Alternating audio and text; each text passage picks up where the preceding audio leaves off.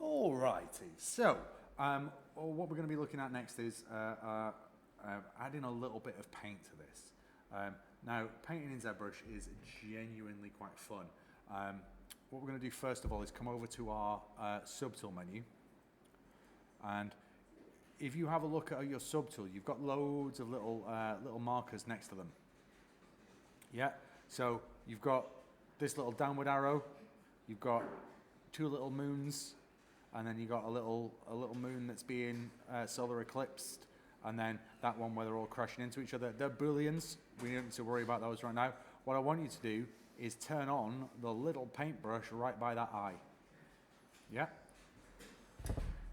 And our first step here is going to be to apply a base color, but that paintbrush essentially tells ZBrush that you're going to be sitting and doing some paint detail. We need to set up our brush, because the brushes in ZBrush are set up initially to do sculptural stuff, because that's the whole point. Again, selecting the standard brush, I'm going to change that to freehand or dots, and I'm just going to grab a regular alpha for now, just a roundy type thing. Now, if I come and start to do stuff onto my sculpture, it's going to do sculptural stuff. Blah, we don't want that. What I want us to look at is this little section up here.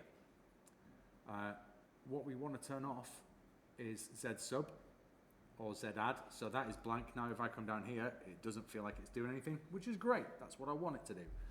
And then I'm going to select RGB. So this is now just doing a paint channel. We've turned this sculptural brush into a paintbrush. And to use it, it's real straightforward. I can select a color from the color picker at the bottom side and start to paint. You've noticed these little fingernails have all changed color because I've not selected paint on those. Where are they? Legs. If I do that, they've disappeared, and these little teeth as well. Yeah, so whatever color, if you've not got the paintbrush selected, whatever color you've got selected here is just the color of your subtools. What's really cool about this is I can now start to have a lot of fun. Now, I'm going to find a color that I like for my fur. Snorlax is a kind of a little bluey color like this, so I can use my color picker just to kind of find somewhere in that range. When I'm painting, I tend to find a mid-tone first, and then I can move up and down and highlights and lowlights from that. I could very easily just come and start to paint all of him like this, but I'm going to come up into color, fill object, and it's going to do the whole thing.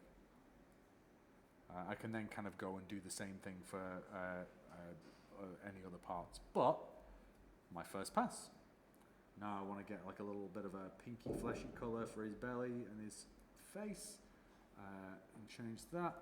RGB intensity I can turn around and it will be softer, so I can kind of build up in passes. But really, I'm just going to kind of come in now and start to sculpt Snorlax's belly, which is just a big round.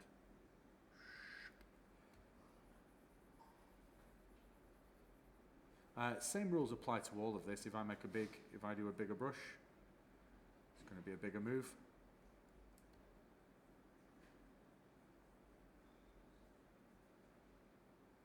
And even just a really basic color pass makes a huge difference. I've overcooked a little bit there, that's fine. I don't need to worry about that too much though. In fact, I will just... let's do his little feet.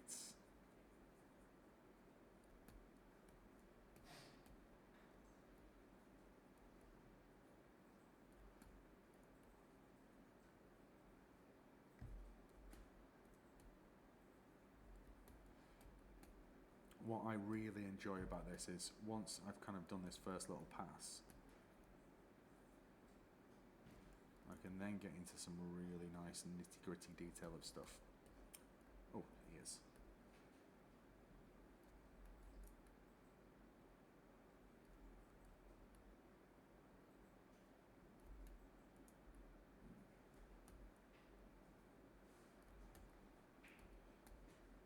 I mean, even that looks kind of cool. Let's do a little render on him. He's starting to look like a Snorlax. What I will be doing now is just grabbing different tones of that colour, switch out my intensity a little bit, and I can now start to kind of come in and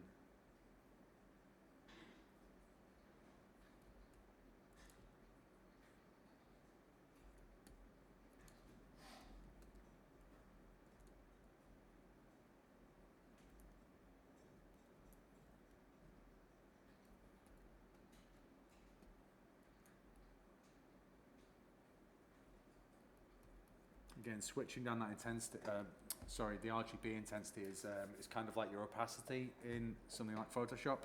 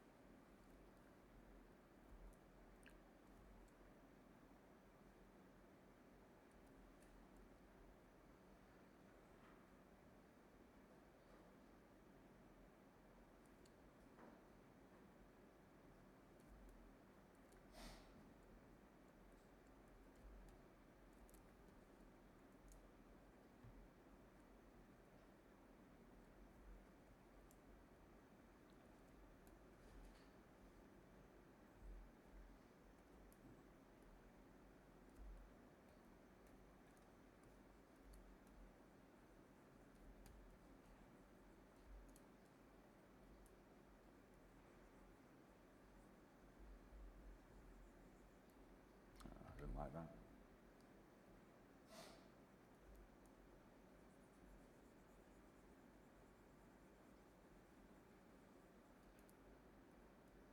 And you can see that very quickly we get to build up quite a nice range of kind of subtlety there. I'm going to jump back into some of these blues and do this a similar kind of thing. So kind of like knock some shadow into some of this. Probably sit around there.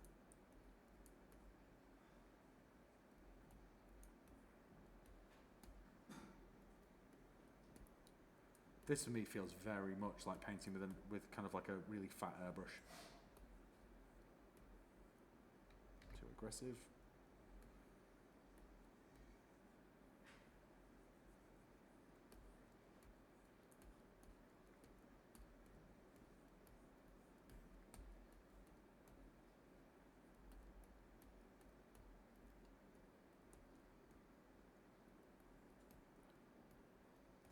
Again, my approach to paint is very similar to my approach to sculpture. I'm going to build up in gradients. I'm going to work in layers, and I'm going to get to where I need to get eventually. So once I've done a pass like this, where I'm super stoked, I'm going to kind of come in and then maybe switch up to a smaller brush, and I can start to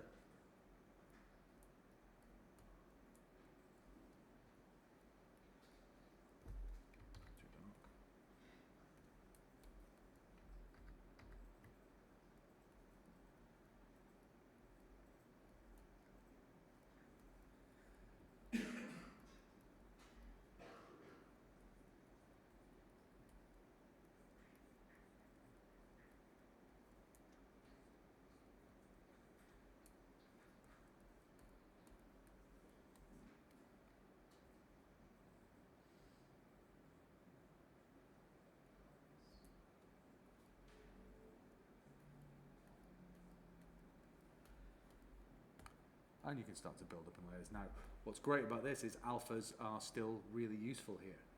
If I switch this out to a drag rectangle, and I want to kind of,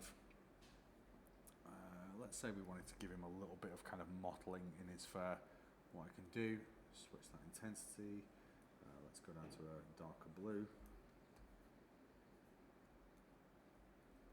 Let's turn that up so you can see it. It should be doing.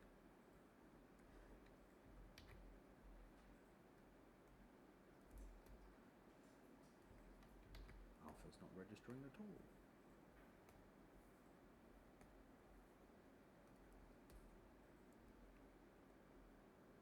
I don't know why that's not doing it. Oh, I didn't have this turned on. So now if I drop my intensity down, I can give him kind of little spots.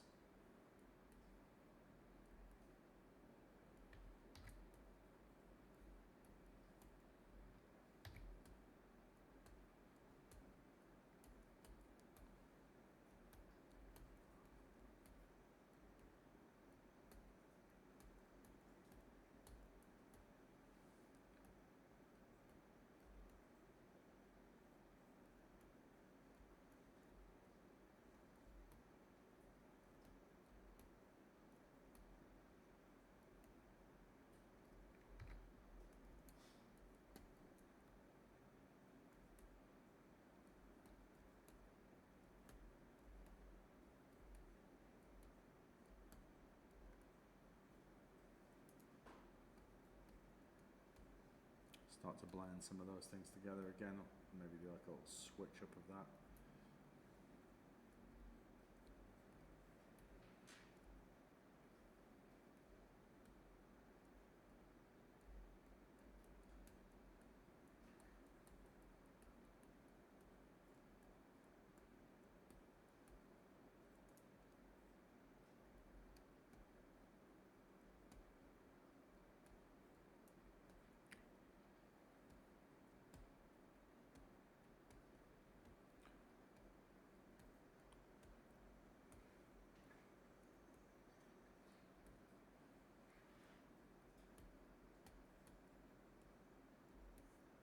And you can see that very quickly this can build up to something that is actually quite subtle and has lots of control in it.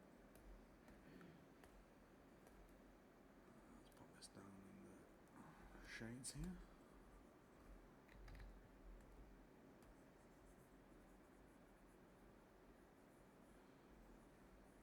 And there's a lot of times where you kind of, you know, you might not necessarily need to push a sculpture all the way. If you were doing this for a piece of concept art, you know, if you were just doing this as a proof of concept for a director or a producer or someone to look at, you know, you can get the sculpture most of the way in a couple of hours, and then come in and do a really kind of loose paint job, put it in front of you know, a senior and just go, right, or obviously the texture isn't perfect, but obviously the sculpture's not perfect, but this is kind of what we're looking at. And very quickly we can get to a point where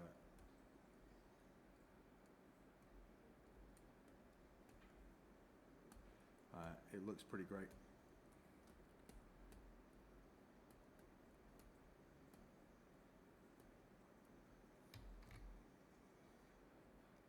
So yeah, couple of minutes in paint and it's already feeling like a really nice little real thing. So paint's really, really useful just for telling that story and getting your ideas sold. Have a play. What I want you to do for the next last bit of this session is to take your sculptures where they are now, throw some paint at it and see the difference that it makes. I'm going to turn that off.